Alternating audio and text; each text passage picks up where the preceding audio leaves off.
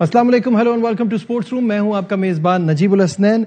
रावलपिंडी के बाद मुल्तान में भी इंग्लैंड ने टेस्ट में कामयाबी हासिल की।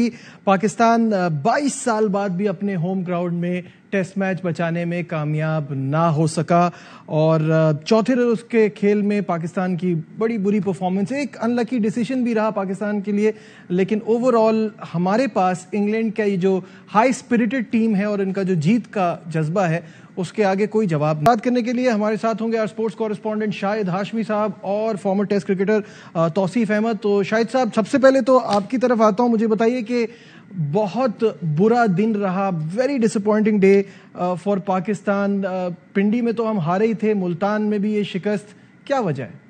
गेम शुरू हुआ था तो 198 रन से पाकिस्तान के और पाकिस्तान की 4 विकेटें गिरी थी। कल अगर इमामुल हक आउट ना हुए होते तो पाकिस्तान ज्यादा फेवरेट होता ये टेस्ट मैच जीतने के लिए, लेकिन जिस तरह इंग्लैंड हार्ड वर्क करता है, अजीब व गरीब फील्डिंग तय करते हैं, वो सेट करते हैं, 3 कवर में खड़े कर देते हैं, 3 मिड विकेट पे खड़े कर देते हैं, उनको आउट करना आता है, उनको विकेटें गिराना आती हैं। हमारे पास अभी ये तरीके नहीं है। 198 पे 4 से जब शुरू किया तो हमें फहीम अशरफ से बहुत उम्मीदें थी, उनकी 450 हैं टेस्ट क्रिकेट में, लेकिन वो बड़े मायूस कुन तरीके से जो रूट की गेंद पर आउट हुए, जो रूट ऐसे बॉलर नहीं है जिनको विकेट दें और इब्तिदाई ओवर्स में विकेट दें, वहां से पाकिस्तान को जो विकेट गिरी, थोड़ा सा प्रेशर आया, लेकिन फिर बड़ी अच्छी एक पार्टनरशिप हुई जिसने स्कोर 210 तक लेके गए, 210 से लेकर गए और 80 रन की पार्टनरशिप की, तो वो एक बड़ी जबरदस्त पार्टनरशिप थी। लेकिन 290 पे नवाज की विकेट गिरी, 291 पे सऊद शकील की विकेट गिर गई। दोनों ऐसे शॉट मारकर आउट हुए जो अगर नहीं भी खेलते तो कोई इतना खास फर्क नहीं पड़ता। नवाज ने लेग साइड पे खेलने की कोशिश की, शॉर्ट पिच डिलीवरी थी, और वो एक ट्रैप है, वो ट्रैप बनाते हैं कि लेग साइड पर आउट करें। उसी तरह सऊद शकील की तो गेंद और भी बाहर थी, उसको उन्हें मारना नहीं चाहिए था, वो दोनों विकेटें गिरी और फिर पाकिस्तान मैच हार गया। जब वो दोनों खेल रहे थे तो 64 रन चाहिए थे और वो रन बनने चाहिए थे पाकिस्तान को, ये दोनों टेस्ट मैच जीतने चाहिए थे। ये बहुत बुरी सीरीज पाकिस्तान ने। तौसीफ भाई हमारे साथ हैं। तौसीफ भाई अस्सलाम वालेकुम। जी वालेकुम सलाम। तौसीफ साहब, सबसे पहले भी शाहिद भाई ने ये कहा ये दोनों मैचेस हमें जीतने चाहिए थे, इसमें कोई डाउट नहीं है। हमारी कंडीशन, हम अपने हिसाब से पिचेस बना रहे हैं, तब भी हम कोई फायदा नहीं उठा पा रहे। वो सिर्फ एक पॉइंट पे जीत रहे हैं, उनका दिलेर कप्तान है और वो फैसले ऐसे ले रहे हैं जो सिर्फ जीत के लिए हों, क्या कहेंगे? जी आपने बिल्कुल ठीक कहा और शाहिद भाई ने जो बातें की अपनी जगह है, बट मैं समझता हूं कि इस मैच की मेन ये थी, ठीक है बहुत अच्छा सबने देखा, ये स्पिन विकेट है, ये है वो है। मैं इसको एक तो ये नहीं समझता कि ये स्पिन पिच थी, कहीं से भी स्पिन पिच नहीं थी, ये एक अच्छा बैटिंग ट्रैक था और सारा गेम जो हुआ वो फर्स्ट इनिंग लीड पे हुआ है। बिल्कुल तो मैं किसी जगह पे बैठ के बात यही कर रहा था कि ये फर्स्ट इनिंग लीड किसी ने भी 100-125 की ले ली वो मुश्किल डाल देगा। खैर हम बहुत अच्छा खेले सेकंड इनिंग में अपनी जगह, बट वो जो प्लानिंग, वो जो आप जिसकी बात कर रहे हैं ना कि हम वो चीज नहीं कर पा रहे जो वो लोग करके दे रहे हैं, यानी कि हम स्पिन पे जा रहे हैं, वो 4 फास्ट बॉलर डाल देते हैं, तो उनकी भी तो थ्योरी कोई ना कोई है और वो पे कर रही है सारा। तो उस लिहाज से मैं समझता हूँ कि वो देखिए अबरार जो है ना एक डिफरेंट चीज है, बिल्कुल सरप्राइज है। उनको अगर उनका कोई चीज, हाँ उनको अगर हम देखें और उसके बाद हम ये सोचें कि टर्निंग पिच है या नहीं, कहीं से भी कुछ नहीं था। वो उसका एक डिफरेंट है, वो एक मैजिक बॉलर जो कि हम पहले कह रहे थे कि इसको कहीं और भी खिला देना चाहिए था, बट उसने अपना काम करके दिखाया। अच्छा, उसने ये भी काम करके दिखाया और उसने वो भी काम करके दिखाया जो आन के उसने 4-5 चौके मार दिए। आपको मिडिल में आने के बाद जब आप सेटल हो गए थे, क्योंकि उनकी बॉलिंग तो सिर्फ उन्होंने एक्सपीरियंस और शाहिद भाई जैसे कहते हैं फील्ड एडजस्टमेंट, उन्होंने उस तरह बॉलिंग करके जो है ये मैच को बचा लिया अपना। आपको भी बीच में जब आप सेट हो गए थे तो आपको थोड़ा एक्सेलरेट करना चाहिए था, वहां आप थोड़ा सा करते, आपकी बैटिंग ये कहीं से मैच ये भी हारने वाला ये नहीं मैच था, कहीं से भी हारने वाला नहीं था। टू बी ऑनेस्ट, अभी तो पूरा आज का दिन, कल का दिन पूरा बाकी था। ये अपने ऊपर बिला वजह का प्रेशर लिया और फिर उसकी वजह से हम आउट हुए। एक डिसीजन ऐसा है जिसपे सारी दुनिया कह रही है और हम यहाँ टीवी पे बैठ के जब देख रहे थे तो हमें भी नजर आ रहा था कि ये पुअर डिसीजन है। ऑन फील्ड एम्पायर ने आउट दिया सऊद शकील को और बहुत इस पे बात हुई, फॉर्मर कैप्टन भी बात कर रहे हैं, बहुत सारे लोग बात कर रहे हैं। शाहिद साहब, सऊद शकील के आउट पर बहुत ज्यादा तनकीद की जा रही है और जो हम बचपन से सुनते आए हैं वो ये है कि बेनिफिट ऑफ डाउट बैट्समैन को मिलना चाहिए, क्या कहेंगे?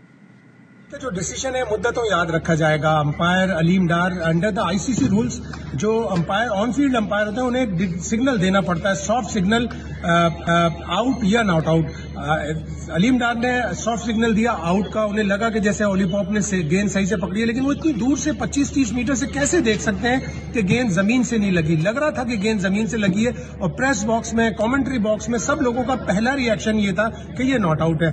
लेकिन जोएल विल्सन ने, अब आईसीसी का रूल थोड़ा चेंज हुआ है। पहले ये होता था कि अंपायर, थर्ड अंपायर को कंक्लूसिव एविडेंस यानी मजबूत सबूत होने के बाद डिसीजन लेना पड़ता था कि आया अंपायर का डिसीजन जो ऑन फील्ड अंपायर का है मैं उसको मुस्तरद करूं या उसको मान लूं। अब थर्ड अंपायर के पास पूरा राइट होता है कि वो फुटेज देखे और डिसाइड करे, अपना डिसीजन ले। लेकिन जो उनकी आवाज हमें कमेंट्री बॉक्स से में सुनने को मिली वो ये थी कि I am not sure whether it has touch the ground और नॉट। तो जब आप अनश्योर हो तो फिर आप बैटर को वो दो बेनिफिट ऑफ डाउट, आप बॉलर को या फील्डिंग साइड को बेनिफिट ऑफ डाउट नहीं देते। जोएल विल्सन का बड़ा मुतनाज़ा डिसीजन था, इससे बड़ा बुरी तरह पाकिस्तान मुतासिर हुआ और बाबर आजम से सवाल भी हुआ। उन्होंने कहा कि इसने यकीनन हमें कॉस्ट किया। हमें लगा कि जैसे गेंद ग्राउंड पे टच हुई थी, लगी थी, लेकिन हमें एज प्रोफेशनल अंपायर्स के डिसीजन को मानना भी होगा और उसकी रिस्पेक्ट भी करनी पड़ेगी। तो यही मुसीबत आके यहाँ पे पड़ जाती, लेकिन वो आउट नहीं था। तो आसिफ साहब, आपकी तरफ ये बताइए कि ये एक तो दो चीजें हैं, ये मेरी बड़ी रिक्वेस्ट भी है इस प्रोग्राम के थ्रू कि इस पे आईसीसी गौर करे। एक है सॉफ्ट सिग्नल और एक है एम्पायर्स कॉल।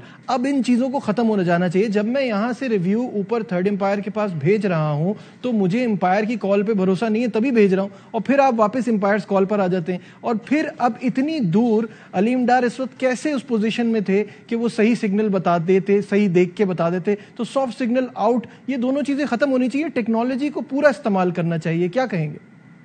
जी बिल्कुल, आपने सही कहा। और ये वर्स्ट हो गई है, मैं समझता हूँ। और सारा, देखिए, सारा काम तो ऊपर वाला कर रहा है, मतलब अल्लाह तो कर ही रहा है, लेकिन वो जो ऊपर बैठे हैं वो कर रहे हैं ना। सारा कुछ उनके हाथ में चला गया। अच्छा, ये कंट्रोवर्शियल रहे हैं ये अंपायर। दूसरी बात ये कि आप टेक्नोलॉजी जब आपके पास है, इतनी देर आप देख रहे हैं, जैसे शाहिद भाई ने भी कहा, इतनी देर आप देख रहे हैं, उसके बाद आप नतीजा किसी को भी नहीं पता इतनी देर देखने का। अच्छा, अगर आप वैसे आप देखें तो जब फ्रंट से हुआ है उस वक्त साफ लगा है हमें भी कि नेकेड आई से कि ये बॉल जो जमीन से टच हो लग गई है। अच्छा, अगर आप देखें, अगर कीपर की एक उंगली में ब्राउन कलर का टेप लगा हुआ है तो उसके बाद अगर साइड से हम दिखाते हैं तो वो गेंद उनके हाथ में चली जाती है। तो जो फ्रंट वाला है, मतलब पहली बात तो ये कि आप ये काम जब कर रहे हैं और आपने सारे, देखिए, इस पूरे टेस्ट मैच में आई एम सॉरी टू से अंपायरिंग अच्छी नहीं थी। बिल्कुल, अलीम डार से भी बहुत गलतियां हुई। और फिर ये जब इतना कुछ सब कुछ हो रहा है तो फिर अंपायर का मुझे काम समझ नहीं आता कि वो क्यों ऐसा। अच्छा, फिर एक चीज और देखिए, अलीम डार ने लेग अंपायर से जब हुआ तो उसने उससे, अगर कोई फुटेज में देखे कि उसने उससे पूछा कि कैरी कर गया, तो उसने मेरे ख्याल कहा है कैरी किया। उसके बाद उसने जब थर्ड अंपायर को देने के बाद आउट का सिग्नल दिया, तो वो कैरी करने वाला जो है वो लेग अंपायर से उसने डिसीजन, मतलब उससे पूछा। तो कहने का मतलब ये कि सारी टेक्नोलॉजी वहां है, अंदर तो सिर्फ दो अगर लकड़ियां भी खड़ी कर दो तो फिर ठीक है, फायदा ही कोई नहीं, और दूसरा कोई फायदा नहीं। दूसरा, मैं इस बात से डिसएग्री करता हूं कि एक आध आउट इधर उधर हो जाता है, क्योंकि ये आउट बहुत क्रूशियल था। हो सकता है इससे पूरे मैच का रिजल्ट चेंज हो जाता। सऊद शकील जिस तरह से खेल रहे थे, रन्स तो कोई ज्यादा नहीं बचे थे सर, बिल्कुल चेंज हो सकता था। और जाहिर है वो अटैक जिस तरह कर रहे थे वो तो हाथ पैर उनके फूल चुके थे ना, और एक हाथ पैर फुला दिए थे आपके वो अबरार ने जाके हाथ पैर फुला दिए थे। मतलब हमें ये थोड़ा सा देखें, असल चीज ये है कि जो दुनिया में हो रहा है ना, हम उससे बहुत परे, बहुत दूर हैं। हमें कहीं ना कहीं ये देखना चाहिए कि आप जब फॉर्म में हैं, आप कर रहे हैं, तो आप क्यों नहीं अटैक करते। आप अटैक करें ना, थोड़ा सा आप अटैक कर देते तो आपको ये मुसीबतें आने वाली थी नहीं। सही है। यहां लेते एक छोटा सा कमर्शियल ब्रेक, डिस्कशन को आगे बढ़ाएंगे। कहीं मत, बी राइट बैक।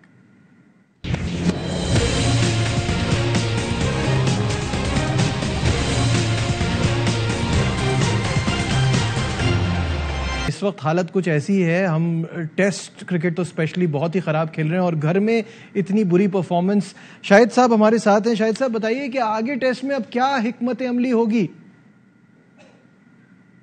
पाकिस्तान को अपनी अब तरजीहात देखनी पड़ेंगी कि क्या हमारी टेस्ट क्रिकेट किस तरफ जा रही है। ये हम ऑस्ट्रेलिया से अपनी टेस्ट सीरीज हारे, हम श्रीलंका से बराबर करके बैठे, वहां गए थे श्रीलंका में, वहां हमने 342 रन का टारगेट चेस किया था, तो ये इतना बड़ा टारगेट नहीं था। विकेट भी स्लो हो गई थी और इस पे इतना ज्यादा तेजी से कोई सांप नहीं लहरा रहे थे, कोई इतनी जबरदस्त रिवर्स स्विंग नहीं हो रही थी। रिवर्स स्विंग की इंग्लैंड के बॉलर्स ने, लेकिन ऐसी कोई मुश्किल पिच भी नहीं थी कि जिसपे रन नहीं बनते। ऐसी पिचों पर हमारे बैट्समैन बचपन से खेलते आ रहे हैं, बचपन से फर्स्ट क्लास क्रिकेट खेलते आ रहे हैं। ऐसी पिचों पर आउट होना पाकिस्तान का बड़ा मायूस कुन था और बाबर आजम ने माना कि हमारी टीम बड़ी गलतियां कर रही है और हमें इससे सीखने की जरूरत पड़ेगी। लेकिन कब सीखेंगे? गलतियों पर गलतियां हो रही हैं, हम टीम सिलेक्शन में गलतियां कर रहे हैं। अगर हमने अजहर अली को ड्रॉप किया था नंबर 3 बैटर, तो उसकी जगह नंबर 3 बैटर आता था। उसकी जगह कोई ऐसा नहीं अरेंजमेंट करना चाहिए था कि आधा तीतर आधा बटेर। टेस्ट क्रिकेट में आधा तीतर आधा बटेर नहीं चलता। हमें एक फास्ट बॉलिंग ऑलराउंडर चाहिए और वो हमें फहीम अशरफ को बनाना पड़ेगा। अमाद भट्ट एक बहुत अच्छे प्लेयर थे लेकिन वो पीछे चले गए। आमिर जमाल है एक प्लेयर आए थे जिन्हें हमने T20 खिलाया, वो भी अच्छे प्लेयर हैं, वो भी इतने बुरे प्लेयर नहीं है। हमें ऐसे सॉलिड ऑलराउंडर चाहिए जो बैटिंग भी पूरी करें, बॉलिंग भी पूरी करें। नवाज आधा तीतर आधा बटेर है, ना तो बहुत ज्यादा अच्छी बॉलिंग करते हैं, वो T20 और व्हाइट बॉल के क्रिकेटर हैं। और हमें अब जल्दी ये फैसला करना पड़ेगा कि ये सेट ऑफ प्लेयर्स हमारे व्हाइट बॉल के प्लेयर्स हैं, ये सेट ऑफ प्लेयर्स हमारे रेड बॉल के प्लेयर्स हैं। अगर हम नहीं करेंगे तो हमारा जी शाहिद साहब, आपने कहा, बाबर ने कहा है कि गलतियां हुई हैं और गलतियों से हमें सीखना पड़ेगा, तो ये तो इट्स लाइक अ डेजा वू कि हम हर बार सुनते हैं, यही बात होती है, वो रिपीट होता रहता है। बाबर आजम का क्या कहना था, आइए आपको दिखाते हैं। अपॉर्चुनिटी आई थी मैच जीतने की, लेकिन हमने ग्रैप नहीं की, पार्टनरशिप लगी है, वो वहाँ पे हमारे पास गेम आ गई थी और हमें चाहिए था कि हम फिनिश करें। अबरार ने जिस तरह स्टार्ट किया और पहली इनिंग में बिल्कुल ही डिफरेंट कर दी game. Good to see him. एक ड्रीम स्टार्ट होता है और एज अ कप्तान बिल्कुल आपको खुशी होती है कि आपका जो एक यंगस्टर है वो आपको आउट करके दे रहा है। और साउथ शकील ने भी जिस तरह पिछले मैच में और इस मैच में भी परफॉर्म की थी, इसी चीज़ को कंटिन्यू करे। इस तारीखी कामयाबी पे इंग्लिश कैप्टन बेन स्टोक्स का क्या कहना है, आइए आपको दिखाते हैं।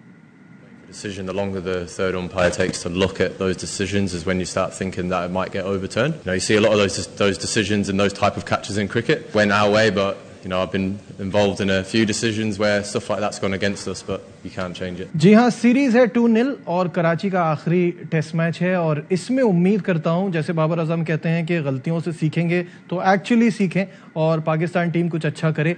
आज के प्रोग्राम में बस इतना ही। दीजिए अपने मेजबान नजीबुल हसनैन को इजाजत। अपना बहुत ख्याल रखिए। अल्लाह हाफ़िज़।